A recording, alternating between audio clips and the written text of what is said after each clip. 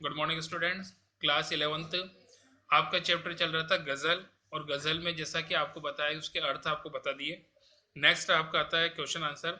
आखिरी शेर में गुलमोहर की चर्चा हुई है, क्या इसका आशय एक खास तरह के फूलदार वृक्ष से है या उसका कोई सांकेतिक अर्थ निहित है।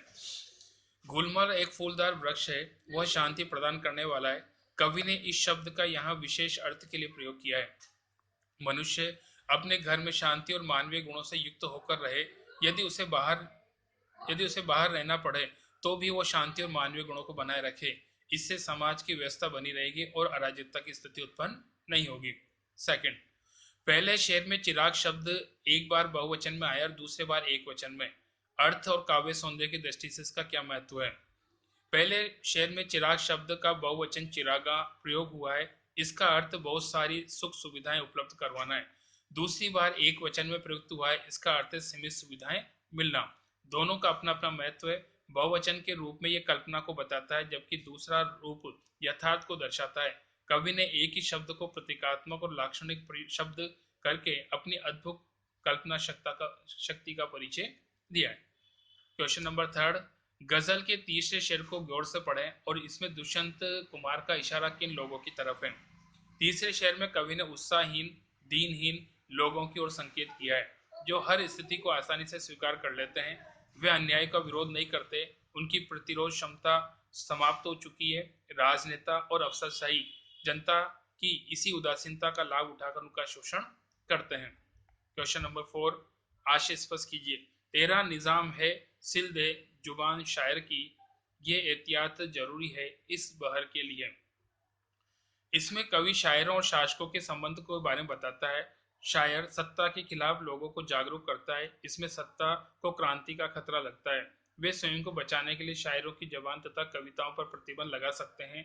जैसे गजल के छंद के लिए बंधन की सावधानी जरूरी है, उसी तरह शासकों को भी अपनी सत्ता कायम रखने के लिए विरोध को दबाना जरूरी है। नेक्स्ट क्वेश्चन, दुष्यंत की इस गजल का मिजाज बदलाव के पक्ष में, कथन के पक्ष में अपने विचार दीजिए।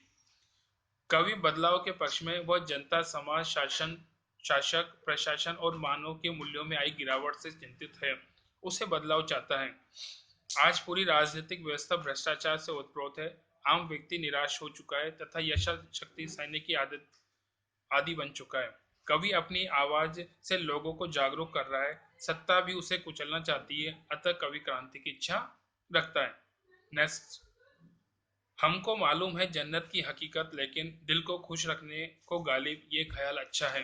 दुष्यंत की गजल का चौथा शेर पढ़ें और गालिब के उपयुक्त शेर से वो किस तरह जुड़ता है। दुष्यंत का गजल का चौथा शेर है, खुदा नहीं न सही आदमी का ख्वाब सही, कोई हसी नजारा तो है नजर के लिए। गालिब के शेर का ये शेर गालिब के शेर से ये शेर पूरी तरह प्रभावित है। दोनों का अर्थ एक जैसा है। गालिब जन्नत को और दुष्यंत कुमार खुदा को मानव की कल्पना मानते हैं। दोनों इनके अस्तित्व को मन संतुष्टि का कारण मानते हैं।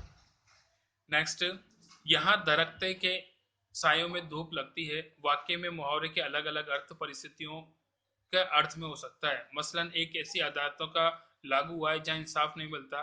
कुछ ऐसी परिस्थितियों की कल्पना करते हुए अधूरे वाक्य को पूरा कीजिए। ऐसे नाते रिश्तों पर लागू होता है जिनमें प्यार नहीं होता। सेकंड, ऐसे विद्यालयों पर लागू होता है जहां विद्या के नाम पर अविद्या सिखाई जाती है। ऐसे अस्पतालों पर लागू होता है जहां इलाज की जगह रोग बढ़ता है। ऐसी पुलिस व्यवस्था पर लागू होता है जहां सुरक्षा की बजाय भय होता है। बाकी नेक्स्ट है।